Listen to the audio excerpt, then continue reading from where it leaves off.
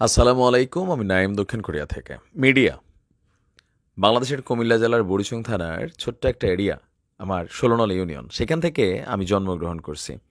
আমার মতন হাজার হাজার লাখ লাখ মানুষ বাংলাদেশে আছে। তারপরে আমার নিউজগুলো আপনারা দেখেন। কেন দেখেন? আমার কথাগুলো আপনাদের ভাল লাগে অনেকেরই, আবার খারাপও লাগে আছে হালকা পাতলা। তবে মিডিয়ার কল্যাণে, সোশ্যাল মিডিয়া প্ল্যাটফর্ম, এই মিডিয়াতে কিছু কিছু মিডিয়া এমন আছে যে আপনাকে রাতকে দিন দেখায়, আবার দিনকে রাতও দেখায়। সাধারণ মানুষ কিন্তু মিডিয়াতে যা দেখে তাই বিশ্বাস করে। তবে আন্তর্জাতিক যে মিডিয়া, পশ্চিমাদের যে মিডিয়া, সেই মিডিয়াগুলা ওই জিনিসগুলা দেখায় না যেগুলা আমাদের গাজাতে ঘটছে। বিশেষ করে ইসরায়েলের মিডিয়াগুলা সরকার শতভাগ এই মুহূর্তে নিয়ন্ত্রণ করছে।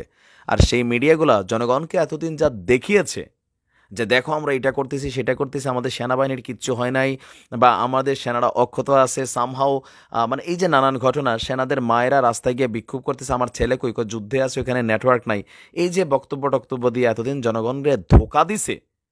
গতকালকে ইসরায়েলের বর্তমান যে রানিং সেনাপ্রধান আছে মুখ ফসকাইয়া তিনি যেসব কথাগুলো বলছেন, পুরো জাতির মধ্যে আরেকটা ভাইব্রেশন তৈরি হবে। আসলে ইসরায়েলি সেনাদের সফলতার হার কি? আমরা শুনছি ট্যাঙ্ক দেখতেছি, কিন্তু এরা কি পরিমাণ সৈন্য যুদ্ধের ময়দানে পাঠাইলো, এদের সেনাবাহিনীর সদস্যরা কি পরিমাণ মারা গেল, এরা বলতেছে টোটাল ২৬৭, বীররা বলছে ১২,০০০ প্লাস মিনিমাম।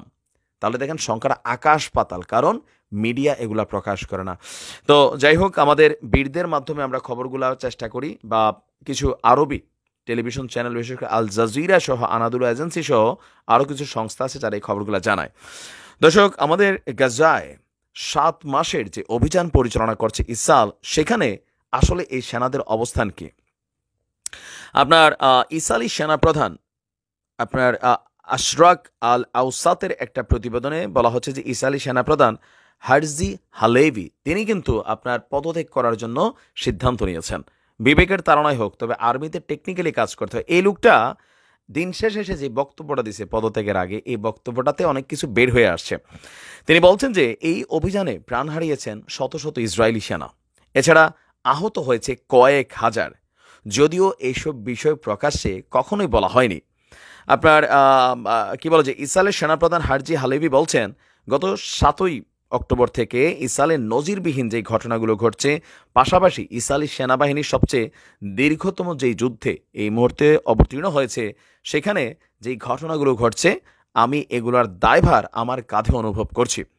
আমি সেই কমান্ডার যে আপনাদের ছেলে মেয়েদের যুদ্ধে পাঠিয়েছি, সেখান থেকে তারা অনেকেই এখনও ফিরতে পারেনি। এমন পরিস্থিতির কারণে তারা সেখানে অপহরণেরও শিকার হয়েছে। আর তিনি বলছেন যে এই মুহূর্তে ১০০ কি বলা হয় যে তাদের মানে এখানে জিম্মি টিম আছে, লম্বা বক্তব্য।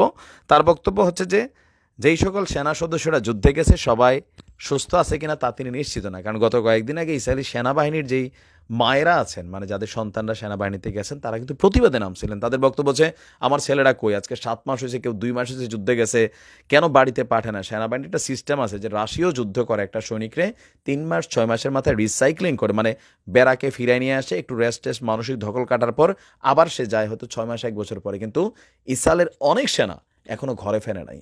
আর এগুলো নিয়ে যখন আন্দোলন প্রটেস্ট হচ্ছে, সেনাবাহিনীর প্রধান বলছে যে এখানে বড় ধরনের ঘটনা ঘটছে, তবে তারা চেষ্টা করে যাচ্ছে তাদের সন্তানদেরকে সেফটি রাখতে। যখন বলা হলো যে বীররা যে বলছে এই সংখ্যাটা, তিনি এটা সম্পর্কে কোনো উত্তর দেন নাই, কারণ এই লোকটা পদত্যাগ করবে, আমার ধারণা তার মাথার মধ্যে বিবেক কিছু জায়গা উঠছে আর কি। তার এই বক্তব্যের পর তার যে প্রধান পদত্যাগ হোক না হোক, তারা যে বহিষ্কার করবে এটাও কিন্তু নিশ্চিত, কারণ তার এই বক্তব্যটা ইসরায়েলি জনগণকে ভাইব্রেশন করবে। ইভেন সেনাবাহিনীর সদস্যরা যারা আছেন তারাও চিন্তা করবেন, ইয়েস আমার সাথের বন্ধুটা নাই, তার মানে বীরদের হাতে শিকার হয়ে গেছে। সত্যের ঢোল আপনিই বাজে। ভালো থাকুন। আসসালামু আলাইকুম।